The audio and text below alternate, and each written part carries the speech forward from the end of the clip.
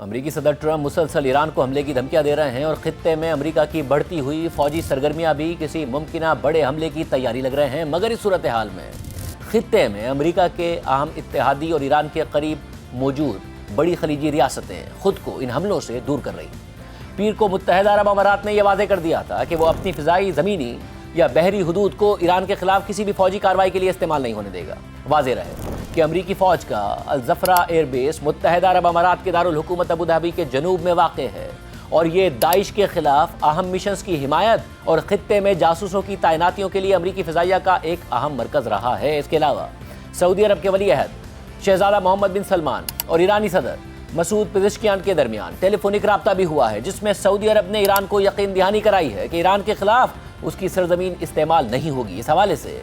سعودی وزارت خارجہ کی جانب سے جاری اعلامیہ کے مطابق منگل کو سعودی عرب کے ولی عہد اور وزیر اعظم شہزادہ محمد بن سلمان کو ایران کے صدر مسعود پزشکیان کی جانب سے ایک ٹیلی فون کال موصول ہوئی۔ گفتگو کے آغاز میں ایرانی صدر نے ایران کی موجودہ صورتحال پر روشنی ڈالی اور اس حوالے سے ایرانی حکومت کی کوششوں کا جائزہ پیش کیا۔ ساتھ ہی انہوں نے جوہری معاملے سے متعلق مذاکرات میں ہونے والی تازہ پیش رفت پر بھی بات کی۔ اس موقع پر ولی عہد شہزادہ محمد بن سلمان نے ایران کی خود مختاری کے احترام سے متعلق اپنے موقف کی تصدیق کی اور اس بات پر زور دیا کہ سعودی عرب کسی بھی فریق کی جانب سے، چاہے اس کا تعلق کہیں سے بھی ہو، ایران کے خلاف کسی فوجی کارروائی یا حملے کے لیے اپنی فضائی حدود یا سرزمین کے استعمال کی اجازت نہیں دے گا۔ اعلامیہ میں مزید لکھا ہے کہ شہزادہ محمد بن سلمان نے اختلافات کو بات چیت کے ذریعے حل کرنے کی ہر اس کوشش کی حمایت کا بھی اعادہ کیا جو خطے میں سلامتی اور استحکام کو فروغ دے۔ ایرانی صدر مسعود پزشکیان نے ایران کی خود مختاری اور علاقائی سالمیت کے احترام پر سعودی عرب کے مضبوط موقف پر شکریہ ادا کیا اور خطے میں امن و استحکام کے لیے ولی عہد کی جانب سے کی جانے والی کوششوں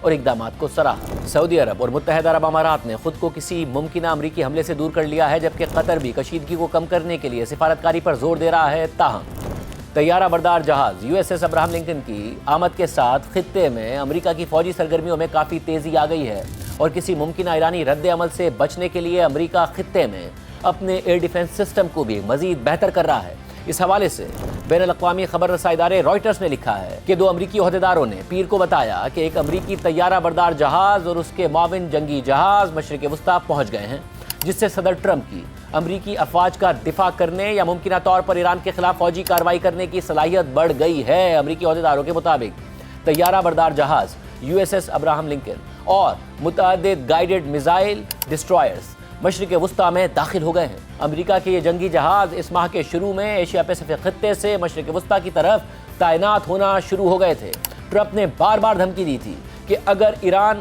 مظاہرین کو قتل کرتا رہا تو وہ مداخلت کریں گے، لیکن اب ایران میں ہونے والے ملک گیر مظاہرے ختم ہو چکے ہیں۔ ماضی میں امریکی فوج نے تناؤ بڑھنے پر مشرق وسطیٰ میں اپنی فورسز بڑھائی ہیں اور یہ اقدامات اکثر دفاعی نوعیت کے ہوتے تھے۔ تاہم امریکی فوج نے گزشتہ سال جون میں ایران کے جوہری پروگرام پر حملوں سے پہلے بڑی تعداد میں خطے میں فورسز کو تعینات کیا تھا۔ طیارہ بردار جہاز اور جنگی جہازوں کے علاوہ پینٹاگون لڑاکا طیارے اور فضائی دفاعی نظام بھی مشرق وسطیٰ منتقل کر رہا ہے۔ گزشتہ ہفتے کے آخر میں امریکی فوج نے اعلان کیا کہ وہ خطے میں ایک فوجی مشق کرے گی تاکہ فضائی طاقت کو تعینات کرنے، پھیلانے اور برقرار رکھنے کی صلاحیت دکھائی جا سکے۔ اس کے علاوہ الجزیرہ نے امریکہ کی فوجی تیاریوں کے حوالے سے لکھا ہے کہ امریکی فوج نے آخری بار جون میں مشرق وسطیٰ میں بڑی سطح پر فوجی تیاری کی تھی، جو اسرائیل اور ایران کے درمیان 12 دن کی جنگ کے دوران ایران کی جوہری تنصیبات پر حملے سے چند دن پہلے تھی۔ طیارہ بردار بحری جہاز ابراہم لنکن کے ساتھ آنے والے بحری گروپ میں آرلے بگ کلاس کے ڈسٹرائرز بھی شامل ہیں، جو ٹوماہاک کروز میزائل سے لیس ہیں اور ایران کے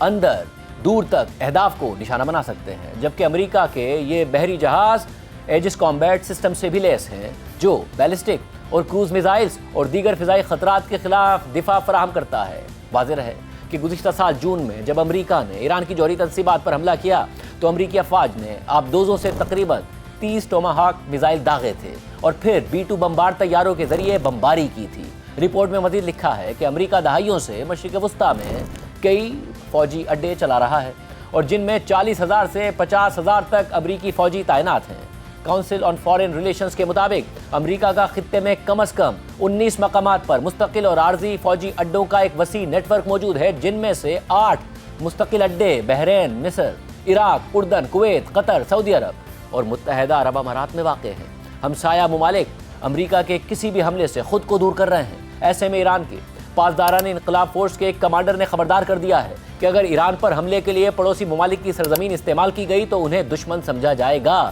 ایران کی فارس نیوز ایجنسی کے مطابق پاسداران انقلاب کی بحری فورسز کے سیاسی نائب محمد اکبر زادہ نے کہا ہے کہ پڑوسی ممالک ہمارے دوست ہیں، لیکن اگر ان کی زمین، فضا یا پانی ایران کے خلاف استعمال ہوئے تو انہیں دشمن تصور کیا جائے گا۔